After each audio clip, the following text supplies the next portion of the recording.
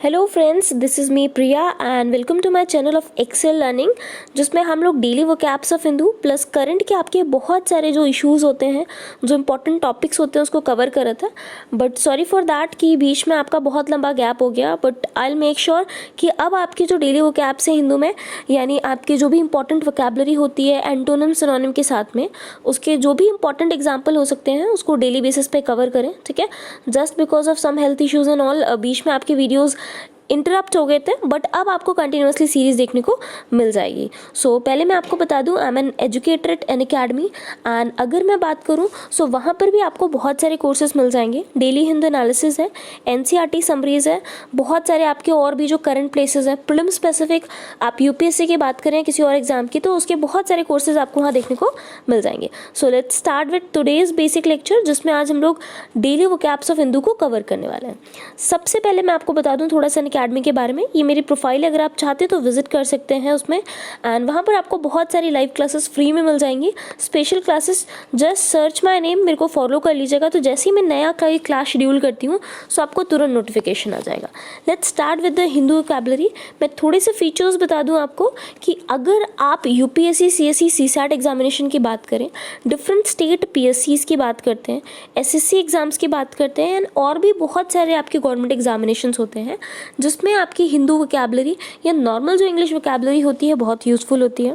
इसके अलावा अगर आप सिंपली अपने रीडिंग को, हिंदू कॉम्प्रिहेंसिव को बढ़ाना चाहते हैं, यानी अगर आप सिर्फ अपनी वोकैब की नॉलेज को बढ़ाना चाहते हैं, हिंदू को कॉम्प्रिहेंसिव तरीके से पढ़ना चाहते हैं, तो भी ये वोकैबलरी आपके लिए बहुत ज़्यादा यूज़फुल होने वाली है। Let's start with that. आज का जो सबसे पहला हमारा वर्ड है दैट इज़ वंडल। वंडल का मतलब होता है, आपने सुना होगा, वैंडलिज्म एक टर्म होता है। वैंडलिज्म मतलब क्या होता है? किसी चीज़ को पूरी तरीके से तबाह कर देना। So what is vandal? A person who intentionally damages property belonging to other person. कोई भी वो इंसान जो क्या करता है, जानबूझ के आपकी वो प्रॉपर्टी डैमेज करता है जो उसको खुद को बिलोंग नहीं करती। मतलब आप किसी और की प्रॉपर्टी जब जानबूझ के इंटेंशनली डैमेज करते हैं तो आप कौन होते हैं? वैंडल की तरह एक्ट करते हैं। सिनोनिम की बात करते हैं, डिमोलिशर या डेसिक्रेटर, यानी कोई इंसान जो किसी चीज़ को डिमोलिश कर रहा है, डिसिक्रेट कर रहा है, उसको हम क्या कहेंगे? वैंडल कहेंगे। दूसरा अगर हम देखें तो इसके एंटोनिम की बात करते हैं। एक तरफ आपने क्या किया, सारी चीज़ें डिस्ट्रॉय कर दी, खराब कर दी, है ना, तबाह कर दी। दूसरी तरफ आप उसको बनाते हैं, उसको संरक्षित करके रखते हैं, यानी आप क्या करेंगे? आप कंजर्वर, प्रिजर्वर, प्रोटेक्टर या सेवर की तरह काम करेंगे। तो इसके एंटोनिम्स क्या हो जाएंगे? Conserver, preserver, protector and save. दूसरा, इसका एग्जाम्पल देखते हैं। Vandal smashed windows and overturned cars in the downtown shopping district. जो भी आपके वेंडल्स थे, ठीक है, जो बेसिकली तबाही मचाते थे, जानबूझ के जो चीज़ों को ख़राब करते थे, उन्होंने विंडो को तोड़ा एंड आपकी जो कार्स थी डाउनटाउन शिपिंग डिस्ट्रिक्ट में उसको क्या कर दिया? ओवरटर्न कर दिया। So this is the part आपका पहले वर्ड के बारे में। अब हम आते हैं हमारे दूसरे वर्ड पे। दूसरा वर्ड है हमारा होड। होड basically is a large group of people, यानी बहुत सारे लोगों का जो ग्रुप है ना, बहुत सारे लोग हैं जहाँ पर उनका एक ग्रुप है, उसको हम होड कहेंगे। सिनोनिम की बात करेंगे तो आपका क्राउड हो सकता है, भीड़ जिसको आप कहते हैं, गैंग कह सकते हैं, क्रश कह सकते हैं, मॉब आप कह सकते हैं, मल्टीट्यूड कह सकते हैं। तो ये सारे के सारे आपके होड के सिनोनिम है। एंटोनिम की बात मतलब करते हैं तो एक तरफ बहुत सारे, दूसरी तरफ बहुत कम। बहुत कम के लिए आपका वर्ड यूज होता है दैट इज फ्यू। सो ये आपका क्या हो जाएगा? होड का एंटोनिम हो जाएगा। एग्जाम्पल देख लेते हैं अब हम सेंटेंस की। Hordes of students on bikes made crossing the road difficult. आपके होड्स ऑफ जो स्टूडेंट्स थे जो बाइक्स पे थे, उन्होंने रोड को क्रॉस करना बहुत ही मुश्किल बना दिया था, ठीक है। क्यों? क्योंकि वहाँ पर बहुत सारे थे। So this is the part. Now coming to the next word अगर बात करते हैं तो आपका तीसरा जो वर्ड है दैट इज मोबिलाइज। मोबिलाइज का मतलब होता है मोबाइल, मतलब कोई भी चीज़ क्या होता है, ठीक है। यहाँ से आपका एक रूट वर्ड निकलता है दैट इज मोबाइल। अब मोबाइल का सिंपल मीनिंग आपका हो जाएगा कि कोई भी चीज़ जो चलती है, ठीक। सो मोबिलाइज का मतलब टू ऑर्गेनाइज और prepare something such age group of people for a purpose. आपने क्या किया? किसी ग्रुप ऑफ पीपल को, ठीक है, उनको मूव कराया, उनको क्या कराया? मोबाइल में लेके आए, ठीक। यानी आप अगर बात करते हैं तो उनको सिंपल क्या कर रहे हैं? एक तरीके से बुला रहे हैं, इकट्ठा कर ले रहे हैं किसी पर्टिकुलर काम के लिए, ठीक है। तो वो लोग आपके आ रहे हैं, मूव करके आ रहे हैं एक जगह एक किसी कॉमन कॉज के लिए, उसको हम कहते हैं मोबिलाइज करना, ठीक है, प्रवाह करना एक का, ठीक है। सो यहाँ पर थोड़ा सी ये दिक्कत हो गया, आप देख लीजिएगा, ठीक। ये जो इसका एंटोनिम की बात करते हैं दैट इज डीमोबिलाइज या इनएक्टिवेट। पहले आपने लोगों को एक्टिवेट किया, जागरूक किया, आपने हिला दिया उनको, है ना। मोबाइलाइज मतलब क्या हुआ, आपने उनको हिला के रख दिया किसी भी पर्टिकुलर इशू को लेके, कोई भी मुद्दा है आपने उस पर लोगों को हिला दिया, ठीक। एंटोनिम की बात करेंगे तो इसका एंटोनिम हो जाएगा डीमोबिलाइज या इनएक्टिवेट करना, लोगों को इनएक्टिवेट कर दिया, डीमोबिलाइज, ठीक है। सो दिस इज बेसिकली पार्ट, ये आपका एंटोनिम हो जाएगा। सिनोनिम की बात करते हैं तो वो आपका होता है समन, सर्कुलाइज या पास अराउंड। आपने क्या किया, लोगों को बुलाया, ठीक है। एक तरफ डीमोबिलाइज, लोगों को वापस भेज दिया, दूसरी तरफ लोगों को बुलाना इज इसका synonym. Example, representatives for all the main candidates are trying to mobilise voter support. आपके जो रिप्रेजेंटेटिव्स थे, जो भी प्रतिनिधि थे किसके, मेन कैंडिडेट के, उन्होंने कोशिश किया कि वोटर सपोर्ट को वो हिला सके, है ना। यानी मतलब सोच लीजिए बहुत सारे लोग आपके सपोर्ट में, आप किसी पार्टी के इलेक्शन में खड़े हैं, बहुत सारे लोग आपको सपोर्ट कर रहे हैं, कोई अपोजिशन पार्टी वाला क्या करेगा, उन लोगों को मोबिलाइज करने की कोशिश करेगा, यानी वो उनको क्या करेगा, वहाँ से हटाने की, हिलाने की कोशिश करेगा, ठीक है। सो ये बेसिक आपका नेक्स्ट वर्ड था, दैट इज मोबिलाइज। अब हम आते हैं हमारे दूसरे वर्ड पे, दैट इज एग्रीगियस। एग्रीगियस का मतलब होता है आउटस्टैंडिंगली बैड, मतलब कोई चीज़ जब बहुत ही ज़्यादा खराब हो, ठीक, उसको हम बोलेंगे एग्रीगियस। सिनोनिम, शॉकिंग, आप किसी चीज़ को देख के आश्चर्यचकित हो गए, इतनी खराब थी कि आप इसको देख के शॉक हो गए, ठीक। अपैलिंग, हॉरिफिक या टेरिबल, ठीक है, एकदम डरावना टाइप का कोई चीज़ हो, दैट इज आपका एग्रीगियस। एंटोनिम की बात करते हैं, एक तरफ बहुत ही खराब है, दूसरी तरफ बहुत ही अच्छा, तो आपने सुना होगा वर्ड दैट इज मार्वेलस, है ना। आपने देखा होगा मार्वेलस परफॉर्मेंस होती है, मतलब बहुत ही सुंदर परफॉर्मेंस है।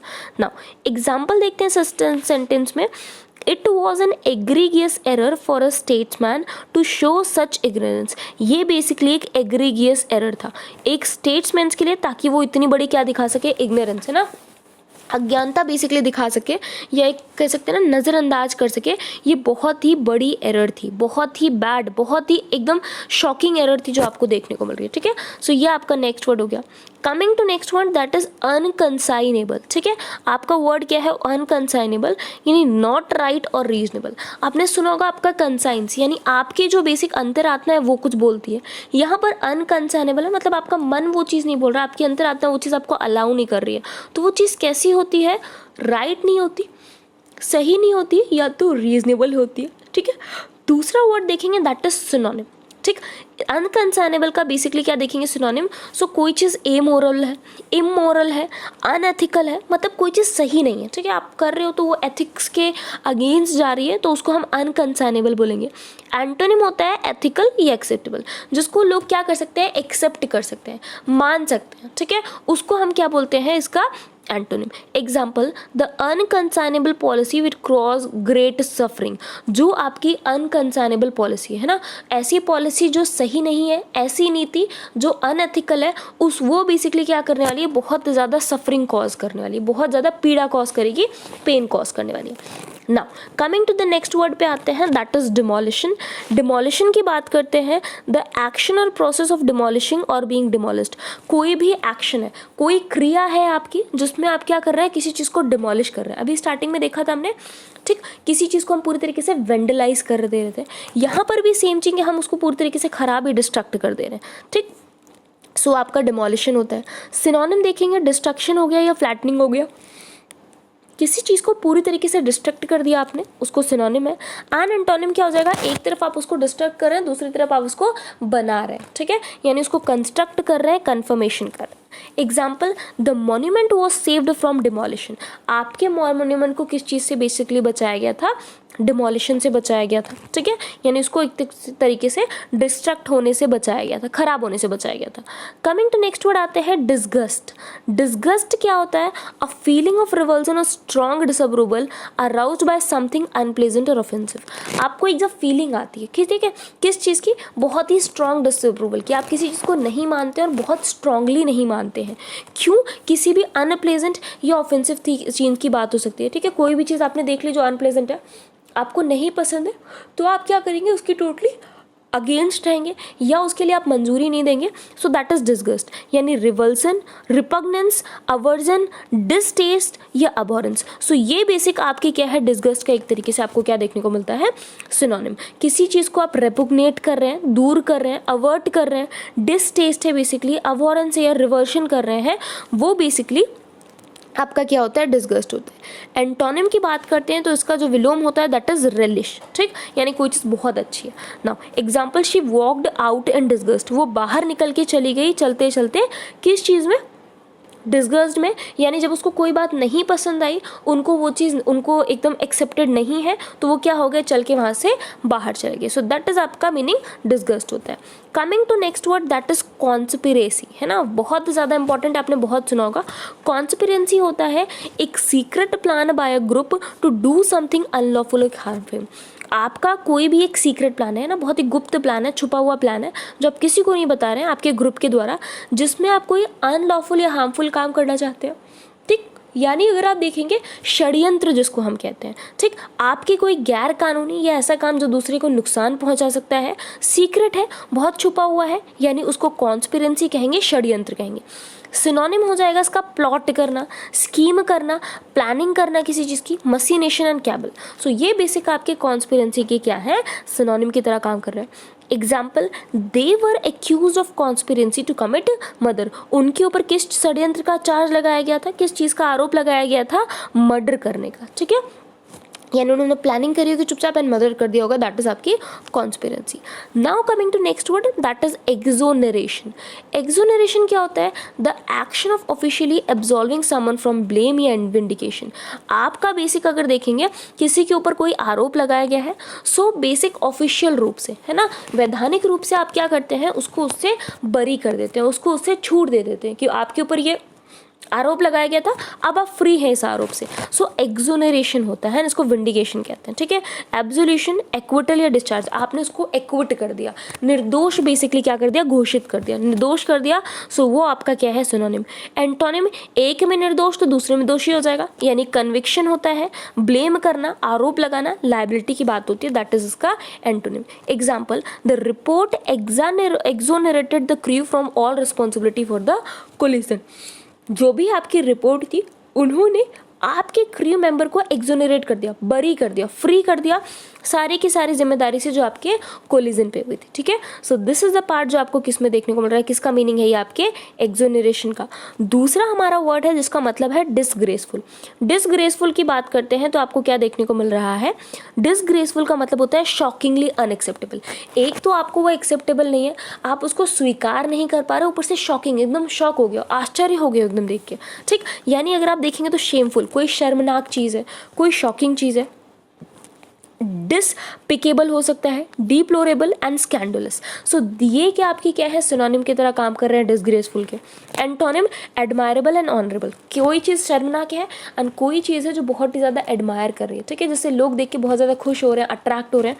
ऑनर, एक तरीके से प्रतिष्ठा का बात है, सो वो आपका इसका एंटोनिम होता है। Example, she thought that their attitude was absolutely disgraceful, उसको लगा कि उनका एटीट्यूड पूरी तरीके से कैसा था, डिसग्रेसफुल, शर्मनाक था एकदम, ठीक है, जिसको आप एक तरीके से ऑनर नहीं कर सकते, रिस्पेक्ट नहीं कर सकते। तो this was basically disgraceful. Now अब बेसिक बात करते हैं, तो आपकी ये 10 इंपॉर्टेंट वोकैबुलरी थी जिसके एंटोनिम एंड सिनोनिम हम लोग डिस्कस कर चुके हैं। कल फिर से हम लोग कोशिश करेंगे कि आपके 2 अक्टूबर 2020 से रिलेटेड जितने भी इंपॉर्टेंट आपके वर्ड्स होंगे एंटोनिम सिनोनिम के साथ में उसको कवर करेंगे, जो आपके सारे एग्जाम्स के रिलेटेड है। सो अगर आपको मेरे कोर्सेज अच्छे लग रहे हैं, मेरे जो भी आपको वीडियोस दिख रहे हैं वो अच्छे लग रहे हैं, so do like, share and subscribe my channel. ये मेरा चैनल है एक्सेल लर्निंग, जिसको आप क्या कर सकते हैं, लाइक कर सकते हैं, शेयर कर सकते हैं, सब्सक्राइब ज़रूर करिएगा, बिकॉज जैसे ही आप सब्सक्राइब करेंगे, मैं नया अगर वीडियो बनाती हूँ तो आपको नोटिफिकेशन मिल जाएगा and that will give you me motivation, है ना, मुझे भी मोटिवेशन मिलेगा कि मैं आपके लिए और ज़्यादा अच्छे वीडियोस लेके आऊँ। सो मिलते हैं नेक्स्ट लेक्चर में, थैंक यू।